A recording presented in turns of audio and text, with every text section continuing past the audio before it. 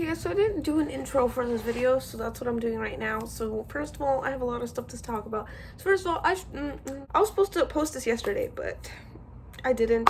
Again, I thank Lily and Katie so much for understanding. I just had a lot of stuff on my mind, and I was just dealing with some stuff, so I didn't want to.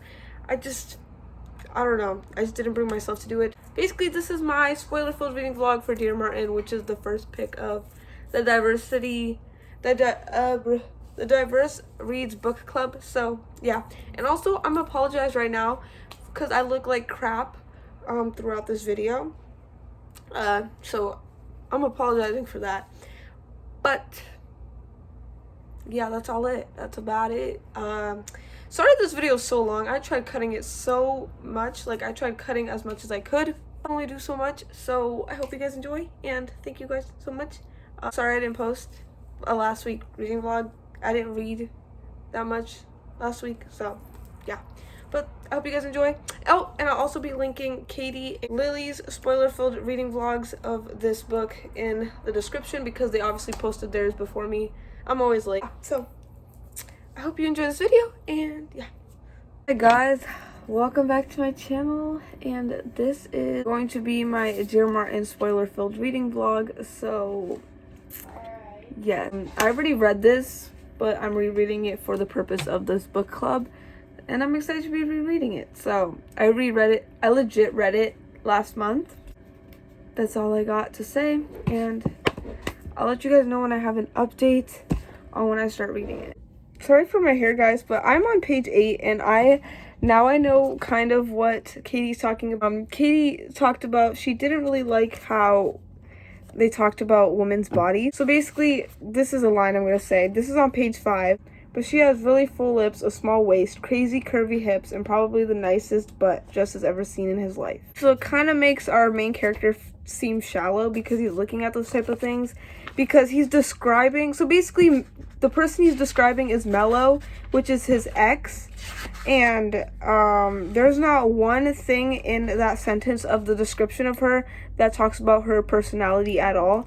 Yeah, he's only talking about her appearance. He's not even talking about her personality, which kind of makes, again, Justice seem shallow. So I did not notice this the first time I read it, but I'm glad Katie brought it to me because now I kind of see that. Justice was called by one of Mello's friends, which Mello is Justice's ex, and basically Justice went to a party to go help out Mello, his ex, because she is drunk and she's trying to drive herself home, and he doesn't want anything bad to happen to her. So being the good person he is, he's trying to help her. Basically, he's lifting her up, trying to help her, and then a police gets on the scene, and basically the police are obviously assuming, because he's touching her, so they're obviously assuming that he's up to no good. Police kept saying shut up. The police won't even let Justice explain. I think Mello is white. No kind of punks like you wander searching for prey. Just couldn't resist the pretty white girl who'd locked her keys in her car, could you? So I'm assuming she's white. I need to set you guys up somewhere. My hair is a disaster. Whatever.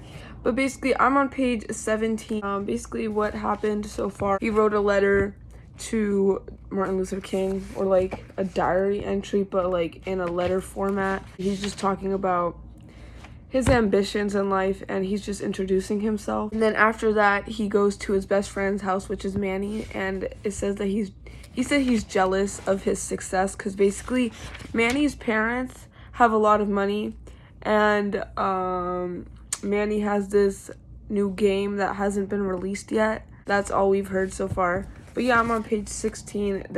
He's still at his house. Literally a page later. So basically, oh my god. Justice, which is basically, I need to stop saying basically. Justice is the main character, and he's a smart dude.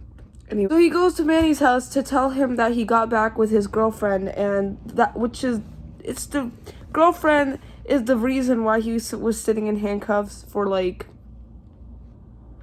the whole night. Justice is defending her, saying, oh, she was scared to say something. I honestly don't think that's the reason. I'm kind of getting mad because he has not mentioned one thing that he likes about Mela, which is his ex-girlfriend, well, now his girlfriend again. But he's never mentioned one thing about the girl that he likes besides her physical features. There's nothing in here that says he likes her for who she is. So let me read this line. It said, "There's a lot of stuff Manny has that Justice doesn't. 2 parents with 6-figure salaries, a basement, apartment, a badass car, crazy confidence. What does Justice have? The hottest girl in school." So the only reason he likes her is because she's the hottest girl in school. That's kind of sad, honestly. How shallow could Justice be? I swear I never realized this in the first time I read it. And then Manny over here is trying to tell Justice, like, bruh, just because she's the hottest girl in school, like, you need to let her go. Like, you keep going back to her. And then Manny is trying to tell Justice that their relationship is toxic. Okay. Sorry for my hair, by the way. I'm not gonna fix it. They're basically in a class discussion. And so SJ, which is a girl, and then Jared, which is this other dude, and then Justice. They seem to be the only people having a conversation in the class, and Doc, which is the teacher. There's only like 4 people in this whole conversation out of the whole classroom. Doc, which is the teacher, is asking, like, what issues do you guys want to discuss? Or like, what issues do you think we should discuss? I think it was SJ brought up racism and that not everything is equal for everybody. And then Jared, this dude, says, he says there is equal rights with racism just because Manny, which is a black male, has more money than his family.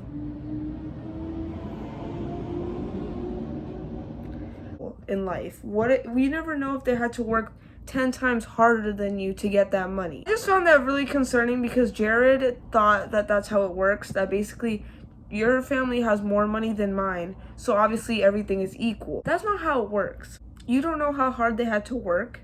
What if they have to put in more work just because of their race? Well, I feel like Jared is not getting the message. Look this is what makes me mad.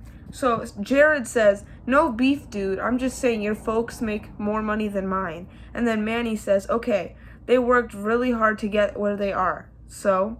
And then Jared's like, "I'm not saying they didn't, dude. You just proved my point. Black people have the same opportunities as white people in the country if they're willing to work hard enough. Manny's parents are a perfect example." Sorry that I keep updating every few pages, but this book has a lot of details. So basically, I'm on page 30, which is chapter 4. I give props to SJ. I really like SJ. So basically, she is a white... I don't want to say it like an insult. Why does this sound like an insult? But she's a white girl. Oh, let me just read this. Basically, they're talking about how basically being black makes people think that you're up to no good. I don't know how to pronounce that. I don't know how to word that. Basically, they're talking about the incident that happened, that a boy got caught selling drugs or something and then got shot by the police. I think. I might be wrong. But basically, Jared, which is the other white boy, says, "Maybe I can get away with it because I'm not dumb enough to get caught." And then Justice said, "Wow." SJ said, "You get away with it because you're white."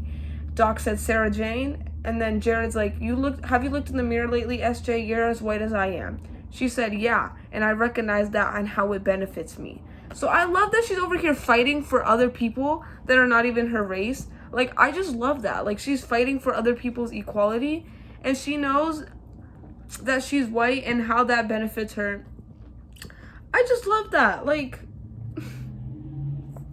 but Jared's kind of I don't like Jared. He's like those type of people that think they get it when they actually don't. Okay, guys, so I'm on page 51. Basically, what happened is where did I leave off? Justice, after going to Manny's house, he went home and talked to his mom, and then they had like this cute little chat. You know, like when the parent pep talk type thing. Then, him and a group of Manny's friends decided to dress up as stereotypes to basically prove that everything's equal.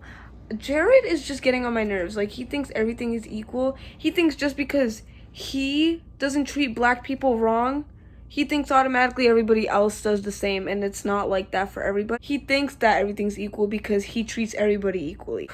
So basically, after that, a party, they get threatened by a gang because the gang finds it offensive that they're dressed like that. After that, he goes home and he is talking to SJ, which is the girl from the class that he was in, and they started getting into deep conversation about what happened that night at the party, and then she starts apologizing for stepping out of line in the class the other day about talking about racism and how it's not equal. I don't know why she had to apologize that, but she said it wasn't in her place, but I still think that was good that she stood up.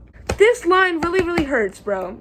Justice is falling for SJ, like he is catching feelings because of what he said. But let me just read this to you. Hearing her apologize after Blake didn't, it got to me. Now I can't get her out of my head, which really isn't good. Don't get me wrong, SJ's great. We've been debate partners since I joined the team 2 years ago. Only person at the school who knows me more. She's gorgeous for a white girl. She's tall with long brown hair, and while not a big booty Betty, the lacrosse body is tight.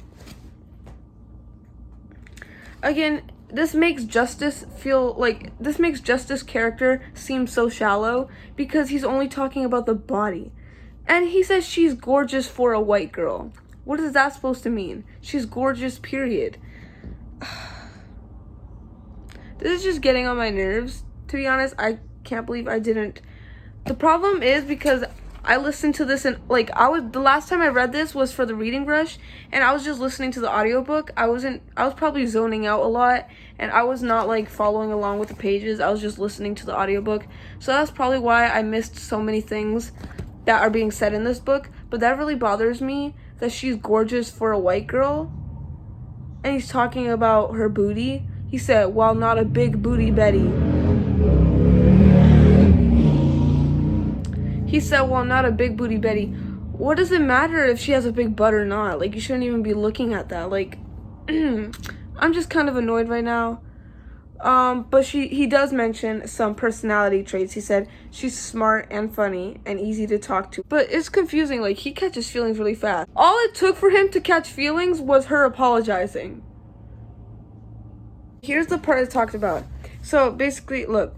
It said, but Martin, I can't fall for SJ. My whole life, Mama's told me, don't you bring home a white girl. We're talking about a woman who low-key disses Mello for looking white. Can you imagine what kind of reaction I'd get if it were SJ? So is Mello mixed? Who low-key disses Mello for looking white? And he never mentioned anything about Mello's race or what she was. So we didn't really get that many details on Mello. We just know she looks white and she has a good body. To be honest, all we heard from her is that she's a shitty person. She looked white, so I don't see what the difference would be if he brought SJ home. The only thing that's stopping him from dating SJ is because she's white. And his mom doesn't want him dating white people, but he dated somebody that looked white in the past, so I don't see what the problem is. I'm a little confused a bit. Trust me, if you really liked her to that point, you wouldn't let anybody's opinions get in the way. Like, trust me, if you liked her that much, you would date her and you wouldn't care what your mom thinks. Don't agree with my man Justice here. When it comes to relationships and girls, because he picks the toxic ones. He'd rather have a toxic relationship with a girl with a nice body than have a good relationship with a girl with a good personality. I just don't understand. There's this thing that says right here, Mello and I broke up again, by the way. So you're gonna tell me we didn't get any details on their dating life besides that she's toxic? How you just gonna tell me that you guys broke up? That's it? I wish I got more details on that. We're back again. We're only on page 56. And I got some tea. Basically, Justice got into Yale, and the first person he called was SJ. And then he's kind of like feeling guilty because he didn't call his mom first, blah, blah, blah. Then the next day, SJ is like, oh my God, they're just talking. And then Mello, out of nowhere, which is Justice's ex, comes in between. So SJ leaves. She's like, okay, I'll see you in class. Then Mello starts talking and be like, oh, are you sure you want to leave me? And stuff like that. Or are you sure you want to go far away? And then she's like, are you guys a thing? And then Justice is like, no, we're not. It's not like that. But obviously it is. And then Melo's like, we should talk sometime. And then Justice is like, yeah, that'd be cool. It gets me so frustrated. Like, how are you gonna break up with your ex and then still talk to them?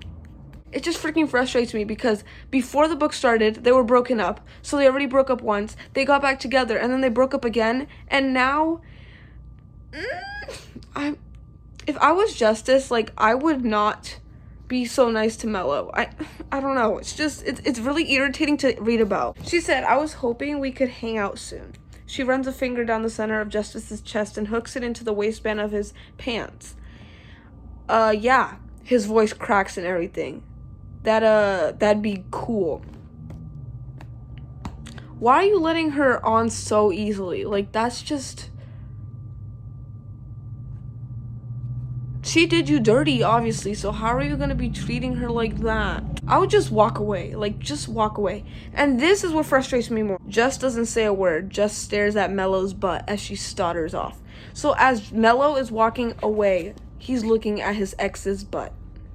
But he likes SJ. I can't believe I did not notice this the first time I read it, but this is really, really frustrating to read about. Like, how are you going to just... If they get back together, well... I would hate that. Or if I was Justice, it would be endgame for Melo. On page 64. Jared is getting on my nerves, bro. So basically, they go back to school after all that and Melo and that stuff happens. They're back in school with another discussion. So basically, they're discussing Justice got into Yale. I don't even know why they have to announce that, to be honest, because that's personal information. But Jared didn't get in. So basically, he's all offended. He's all offended and being like, see, things are equal because he got into Yale and I didn't, though. So he's getting mad at Justice for getting into Yale because he didn't. And people are saying it's not Justice's fault. He's like, yes, it is because he's taking up a spot that I could have. So annoying. So SJ obviously gets in and she's talking about how... So would it be fair if you could afford all these textbooks, you can afford all this technology, you get in, but he doesn't because he didn't have that equipment? And then he's like, yes, it would. Not my fault that my parents can afford expensive things. And then SJ's like, see, so that's not fair. Like, if they only did it based off of the resources that you had. Jared just gives me a headache, bro, because... he's those type of people that you could tell him 100 times, you could try to convince him 1,000,000 times, and he still will stick by to what he means, even though he doesn't even fully know if what he's talking about. Like, okay, guys, so I'm on page 70. So on page 70, basically, I don't know where I left off, but stuff happened. Justice is back at Manny's house, and Manny is talking about, like, how he thinks Justice has a crush on SJ, and Justice just keeps talking about how his mom would hate to see him with a white girl. The only thing that's stopping him is his mom's opinions. And then we stand Manny. Look what he says. He says, no offense, Just, but that might be the dumbest thing I've ever heard, Manny finally says. Just shrugs. Is what it is. And since passing my mama off ain't real law on my to-do list, SJ and I are strictly friends. Besides, me and Mel are talking again. Him and Melo are talking again. He just won't get away from this girl. Like, do you not understand? She's toxic for you. So why would you keep going back to her? And you guys obviously broke up for a reason. Why are you guys gonna keep talking? If Melo is mentioned one more time in this book, I'm about to lose it. It says he's a smart dude and he's an honor student. He doesn't seem smart. If he was smart, he would know that Melo's not the person for him and he'd just let it go and he'd stop talking to her. It's too early for this. Okay. Again, Manny, we love him. Okay, he said, I get wanting to please your mom. The only reason I'm even going to more houses because it's been my spell house Let's just skip that. But passing up on a good thing because your mom wouldn't approve, I don't know about that, man. Especially when it comes to something as stupid as race. That's facts, bro. How are you gonna not like somebody because of their race? Like, you like them as a person, but you're not gonna date them because they're white. Oh, yeah. That makes no sense. I'm on page 94. A lot of stuff happened. So basically, Justice and SJ are like partners for this fair thing. So basically, they go to the fair, they win it, and then Justice tries to kiss SJ, and then SJ like pulls away, and then she's basically avoiding Justice, and Justice doesn't know why, and it's kind of bothering him. Then he goes to this party with Manny because it's Blake's birthday, which Blake is one of. And Justice is mad at Manny because friends are making racist jokes and being racist, and Manny won't do anything about it. Being a black man, like being a black guy there and just letting your friends talk about his people like that, that's what pisses off Justice. Manny died. I'm on page 124, and Manny died. I don't know when's the last time I updated you, but it is Tuesday, and I did not read yesterday at all because, like, I was out. I brought my book, but I didn't read, so I always tend to do that. What happened was that Manny and Justice got in a fight, so Manny knew that Justice didn't want to talk to him, so he sent his teacher, Doc, to go check up on Justice.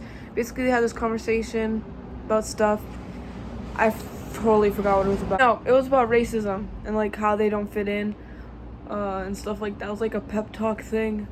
And then Justice forgave Manny. Like, they were just driving around, and then somebody tells them to put their music down, and then they're like, no, we're not gonna do that because why?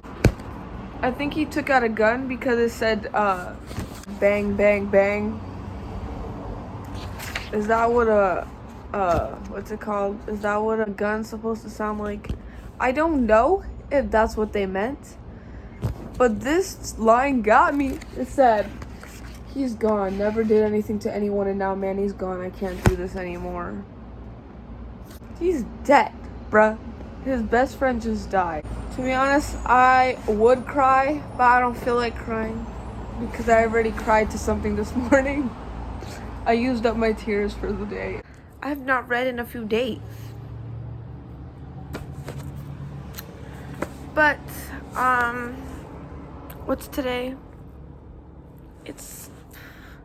I think it's Thursday. It's Thursday. On page 194, so I have that much left. So I'm gonna talk about what happened. So basically, he went to Martell's house, I think. I don't know who Martell is, but he talked to him and they had like a good chat about racism. And then after that, he went to SJ's house and they started talking. Both realized that they both like each other, so then they decided to go on a date. I'm trying to make sure I didn't forget anything. Then he was questioned by the police because the police were accusing him. Well, people were accusing him of taking part in a fire or like setting a fire, and he didn't have anything to do with it. So basically they were accusing him. Then his mom got mad at him because he never said anything about having a white girlfriend, which was SJ, which they're dating now. He was questioned in trial about the day that they had their like music high and stuff like that. Then they find out that the police died, so they're not going to be holding another trial. And now he's moving into his Yale dorm. I finished the book, and I don't know. So basically, at the end, all that happened is that he went to the grave to go see Manny. I think Blake was there. Jared was there. And basically they were talking, and this quote kind of made me sad. It said, I thought we'd grow old and shit, you know? Hit hard. I mean, so basically overall, I think I'm gonna give it around a 3.5 or a 4 because it was good. There's a lot of good stuff about racism, but I just did not like the main character. The main character was very shallow when it came to girls. All he saw was the body. That's all he described, and he kept going back into a toxic relationship, which I also did not agree with. Choices that he made could have been done better. It's funny that he's scared of his mom too, because he was scared about what his mom would think for dating a white girl. So I don't know. Don't get me wrong, there's nothing wrong with the main characters, just the things that he did. Some things that he did I did not agree with. But yeah, I think I'm gonna give this like 4 stars. That was good. It looks like I'm angry. I promise I'm not. I just don't feel like smiling.